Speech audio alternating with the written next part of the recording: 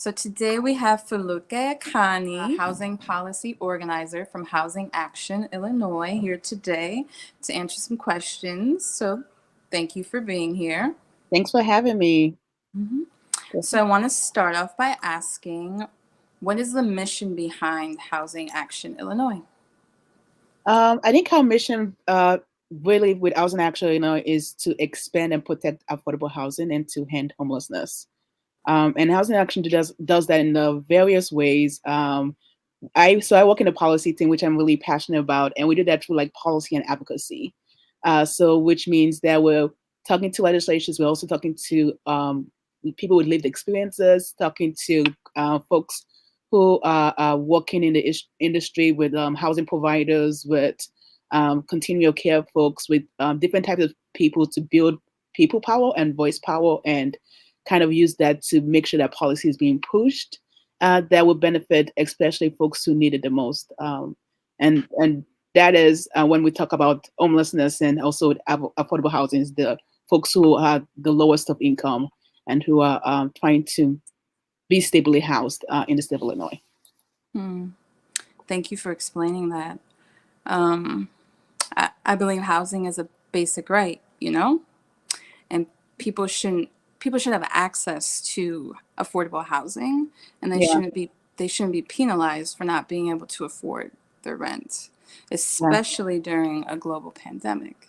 yeah, yeah. I feel like, yeah, I wish everybody thought that way. I mean, Sadly, that's not the case, but I totally am in agreement with you that housing is a human right.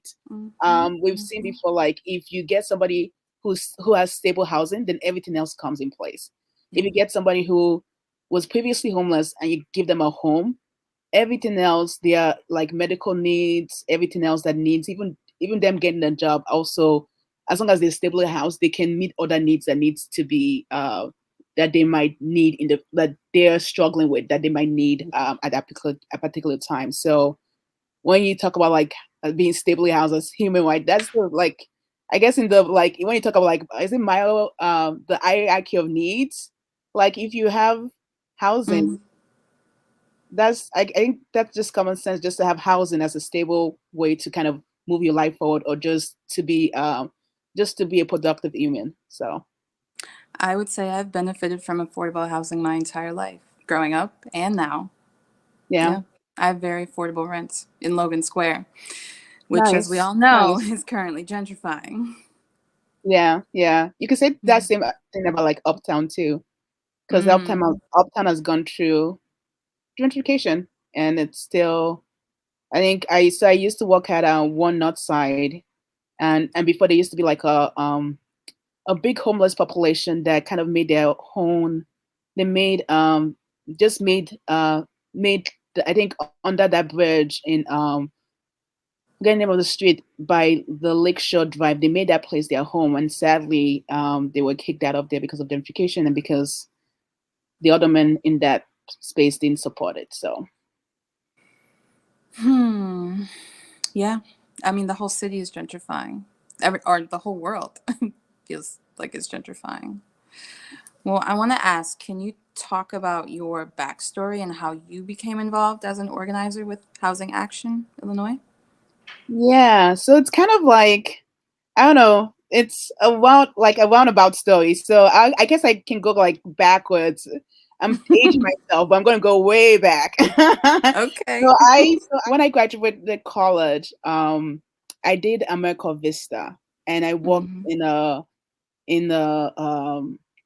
I didn't know at that time, but it's a nonprofit that was creating affordable housing.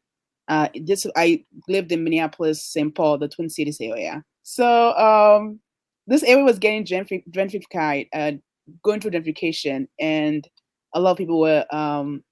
I guess at that time too, there was a lot of like abandoned houses, and the nuns there kind of came together and started buying these houses and trying to make it more affordable, and started to rebuild this neighborhood that was um, uh, slowly but surely kind of like losing its value because people were actually yeah. So they bought that place. It became Hope Community Center, and I was working there with the youths to make doing some organizing with the youths to make that space theirs because a lot of things other things they were going on with violence, with Mhm. trying to create green spaces and a space for kids to just like be kids in the park and reclaiming our park back.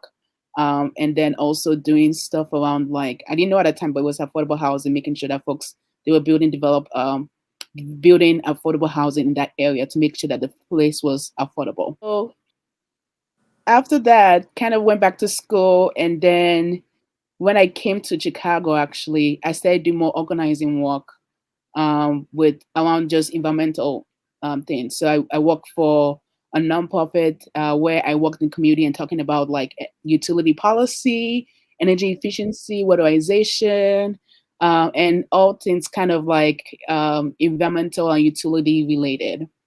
And having conversation with folks, you can see that if you have a utility issue, you're going to have a housing issue. So if you have Mhm. like your bills are pretty high or like something's happening where you need weatherization, there's also like your roof needs to be fixed. There's something that's not being repaired or like something's going on somehow with housing. So I kind of saw that correlation between housing and just environmental issues and also utility policy issues. And started kind of asking people and digging in. And that kind of led me towards like, if you want to, I feel like part of environmental justice is also housing justice. If you want Mhm. someone to be stably housed, they also have to have quality housing. So it's not just like put you in like a shed or something. It has to be like a quality housing where folks can actually also be safe. Because again, you see a lot of correlation between health issues and housing, especially with lead. So if you have a safe and stable housing, and you have quality housing, there's definitely going to be more. You're also going to be more stable and also being able to kind of be a productive citizen. So. Mhm. Well, as an organizer of housing policy, what do you see for the state of Illinois as we face so many challenges with access to affordable housing?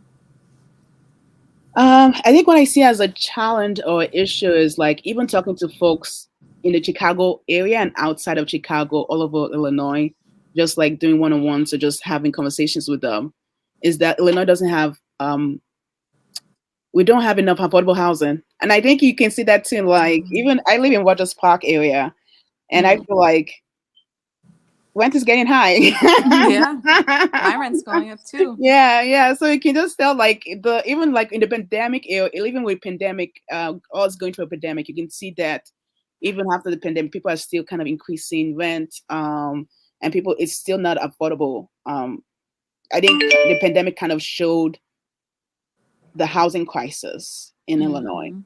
So I think we need more affordable housing. We need um, more affordable units, but also we need more housing choice vouchers. So there's been incredible like waiting list with housing choice vouchers, and I think there's been lots of research that shows that when you utilize housing choice vouchers, um, people get housed, and that's one of it's one of the most successful ways to get people housed stably is through housing choice vouchers. Mhm. Um, Mm. there are a lot of other issues with it, but if you have like a basically that's the first step in trying to get people housed is using housing choice vouchers, and there's still like a long way to list for that as well. So seeing that we need Mhm. more affordable, like we need to develop more affordable housing in the state of Illinois, and also we need housing choice vouchers to increase that, and I think also increasing our state resources. I think in the pandemic, we saw the state bringing more resources towards homelessness Mhm. issues and Mhm. stuff like that. And I guess there was political will to like help with homeless shelters, help in making sure that there's non-congregate shelters and not just using only churches as a way to provide Mm. shelters, but also using supportive housing, different types of different models to make sure that people are housed. And we saw a lot of resources going towards that. So if we can keep giving more resources to the folks who are actually Mm. administering the program and care about making sure that people are housed, I think you'll see at least homelessness not to be homelessness will become an my hope is that homelessness will become a non-issue, but at least we won't have such a high not highway, but like we wouldn't have it be such a big issue. It's a huge issue. Yeah. And yeah, we should have more safety nets in place, like the rent moratorium. for Yeah. example, which is going away, Yeah. right? Yeah. Yeah. Yeah. And so when you don't invest in underserved communities, and really focus on giving access to affordable housing, there ends up being huge consequences, like huge economic ones. Um, so the city and the state, I think, should be doing more with our tax money and putting it into the vouchers and creating more resources. Yeah. So, with that being said, what is some advice you would give to someone who is interested in becoming more active in creating accessibility to affordable housing? I would say connect with people who are doing the work. Talk to them and see, like, kind of pick their brains and see what works and what they need, and what ways you can support or in any way. Also connect with, like, I think for me, when you have connect with your, like, your legislature. I think because I'm huge Mm, in, like, making sure that policies are being impacted, but also being implemented the right way. So when you have a policy, you want to make sure that it's also being implemented so that people, you see the effects of that. So making sure you're talking to your legislatures and making sure that you're educating them about what's going on with homelessness or with housing needs in the state or in your area. And also reading. I think there's a lots of good book about, like, housing, like with the Color of Law book talks about segregation and segregation in housing, which has been it's a major mhm. issue, especially here in Redlining. Chicago. Hmm. Redlining, yes, yeah, yeah, especially here in Chicago, and you can see how different communities are under-resourced and underfunded in different areas. And then also talking, there's a book called Evicted too that talks about the eviction crisis in the U.S. as well. So kind of getting yourself also just educated in those needs, and volunteering is also a good way to start and just get acclimated with that work as well. Mm. Well, I hope your advice inspires people to get involved with organizing. Thank you. How can people get in contact with you to learn more? Sure, you can definitely. I think, yeah, definitely email me. I think my email is in the website already. You can go to Hmm. housingactionillinois.org and you can check, email me and I definitely respond back. But I can also say my email is foluke@housingactionillinois.org.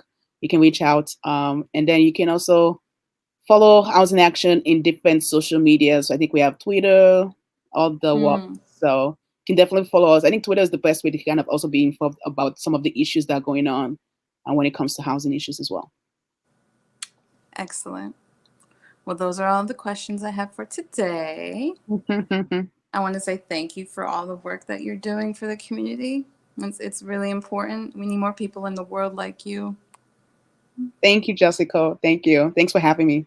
Oh, thank you. All right. And thank you for your time. Bye.